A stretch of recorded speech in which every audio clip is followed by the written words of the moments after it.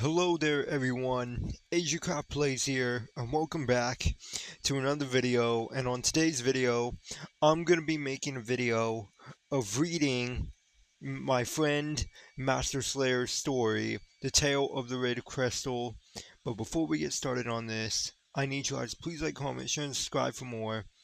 But anyways, let's get started and start reading. Tale of the Red Crystal. Written by Richard Bland. Tags mystery, action, adventure, and sci-fi.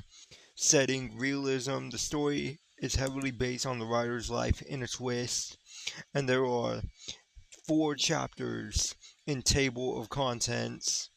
Chapter 1, the Crystal Arc. 2, the Shadow Arc. 3, the Monster Arc. And Chapter 4, the Betrayer Arc.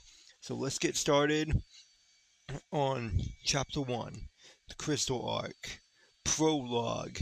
Beginning of the Crystal.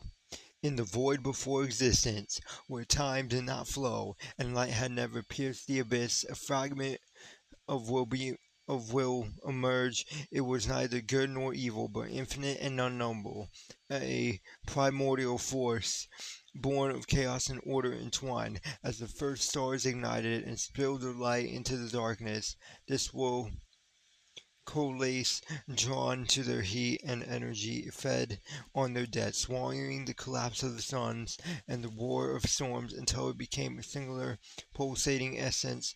From it, the crystal was born, a shard of immeasurable power, as the blood of dying worlds. The crystal did not merely exist, it lived, it breathed within the rhythm of the universe, binding itself into the fates of those who found it. For those strong enough to wield this energy, it promised unimaginable power. But this power came with a curse. It amplified what lay within, corrupting hearts consumed by greed and vengeance, while testing the resolve of the pure. Legends say the crystal was a tear by a god who witnessed the destruction of their own creation. Others whisper it was a weapon forged to end wars of gods and men, but its creator, fearing their own invention, abandoned it at the center of resistance. There it floated, veiled in mystery, until the hands of mortals reached for it, each believing they could command its power. But the crystal did not belong to any one being. It had its own purpose, when tied to the balance of hope and destruction. As the stories unfolded, it would shape the fate of countless lives, those who sought to wield it, those who fought to destroy it, and those who destined to protect it. And so it waits, silently pulsing, drawing the strong and desperate alike. It is neither savior nor destroyer. Sure, it is simply the red crystal, and it will endure long after the echoes of seekers fade, until one day the crystal was suddenly thrown out of a planet. It was one person yelled, a person we could not see but hear. It was distant after particles faded away. The crystal, it flew far away. It flew far and far until something big was approaching it. 1988. The Arrival. The town of Rock Hill was quiet that night. The streets empty, the air cool and still.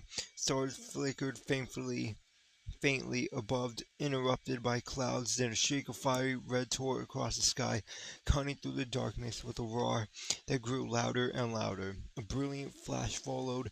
The ground trembled as something crashed near the old quarry on the town's edge. Houses shook, lights flickered, and a few alarms blared in the distance. "What was that?" someone muttered, stepping onto their porch. No one no one answered.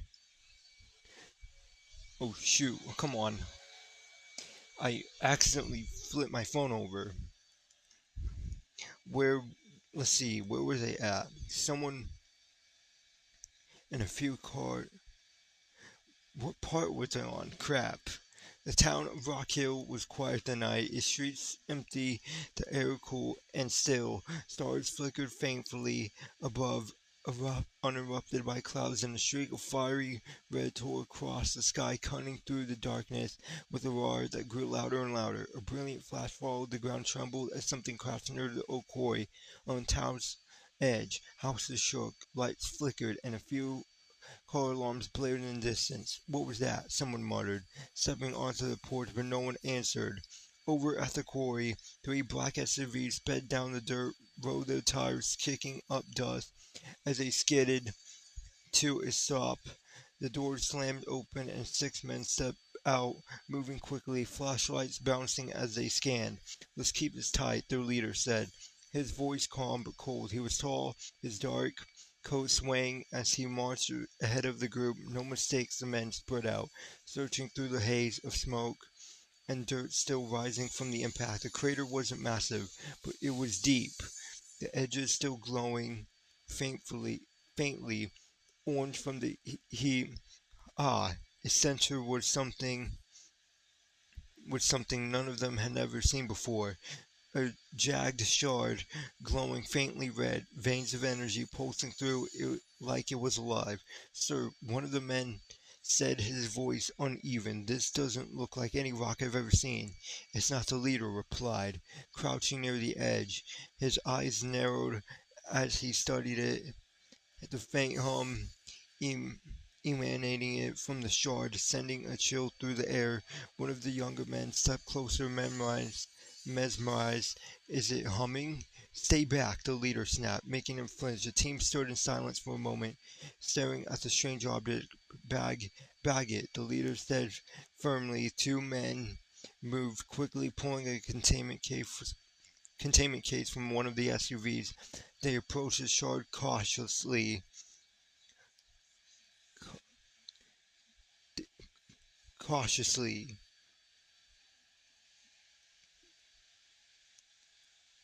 Wait, hold on. I think I'm lost. I got stuck. "Bag it," the leader said firmly. Two men moved quickly, pulling a containment case from one of.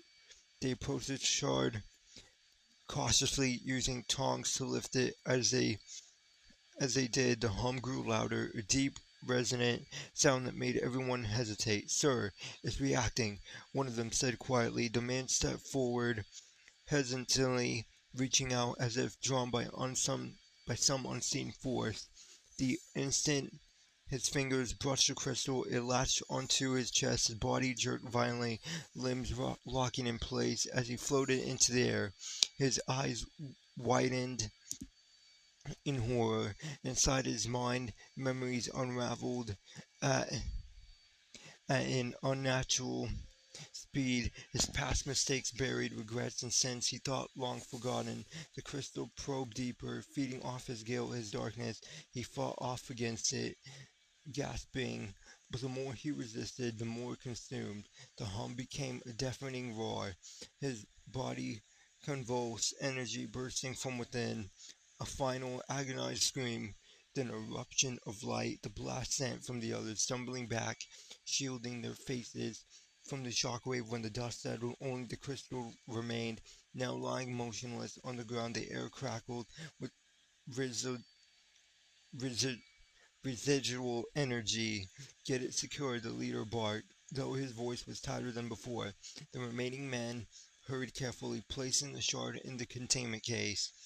As the lid sealed shut, the hum faded, but an eerie presence lingered.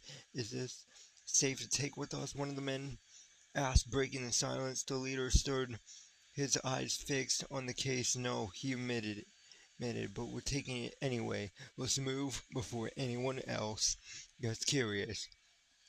This is something very bizarre. We need to keep an eye out on this thing the SUVs roared to life as the team piled back in, the tires spinning on loose gravel as they sped away from the site. Inside the case, the shard flickered faintly like it was breathing back at the crater. The glow of impact dimmed, but the night didn't feel quiet anymore. Something had arrived in Rock Hill, and silence now felt heavy, as if waiting for what would come next. Okay, so far, it is awesome so far. 10 out of 10 so far.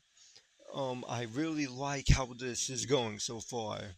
But, I'm gonna end the video off here and do a part 2 of reading chapter 1. And let me know if you guys want me to, like, read more of this. But yeah, Peace, and I'll see you guys on part 2 of reading chapter 1.